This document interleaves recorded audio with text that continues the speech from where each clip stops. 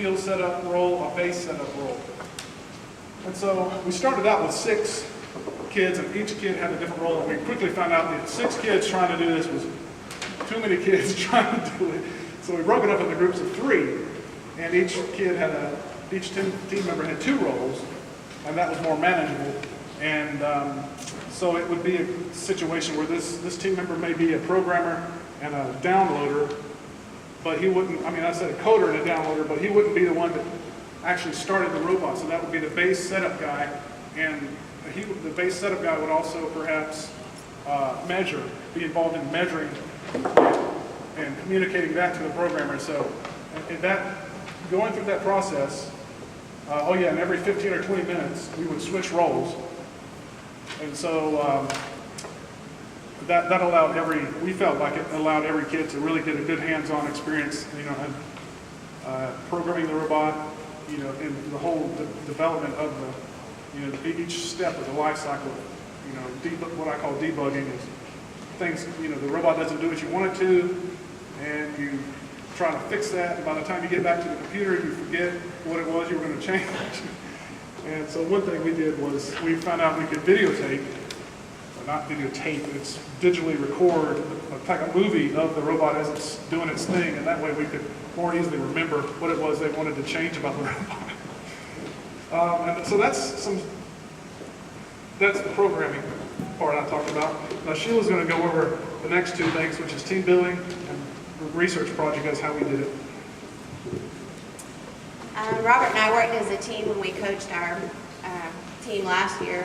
He was in charge of those 2 sections he just told you about, and I was in charge of the next 2. And at every team meeting, we split our time between all 4 of the aspects of the FLL season. So the next thing I'm going to talk about is the team building, and we probably did that for about 15 minutes every time the team got together.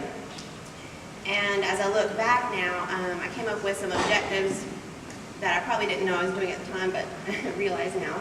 We were trying to build team unity. We were trying to teach the core values. We were trying to teach the team members the decision-making process, and within that, defining roles among team members, and also assuring that all individuals are participating. That's something that the judges are going to be looking for when you go to tournament, that all team members are participating in some capacity. So what does a team building event look like? Well, it's usually something fun, something that involves movement, because we've probably been sitting still for a little bit, and we like to go outside when we can. So one example that we did was an activity called Complete the Squares. And I just took 4 pieces of paper, made them into squares, and then cut the squares apart into several pieces. And we give these materials to the team members randomly, and they've got to get the squares back together. And there's only one rule, and the rule is that you can give but you can't take. And so I'm timing them while they're doing this activity.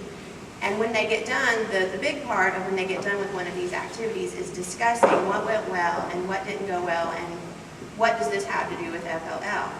Well, in this particular case, I think that our team members discovered that it's a good thing to learn to ask questions of teammates rather than to order or boss around.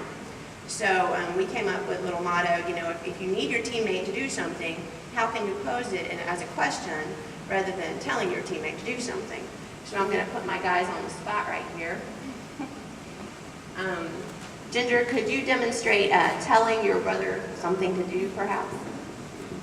Give me that mouse.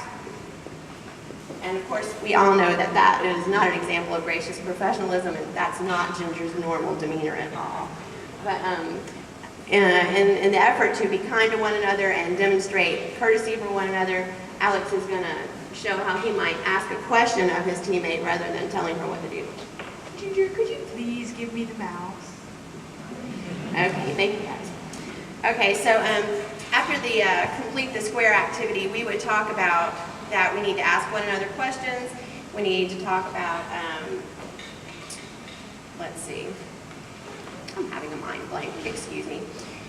We need to talk about that so we have limited resources and we're all trying to get something accomplished.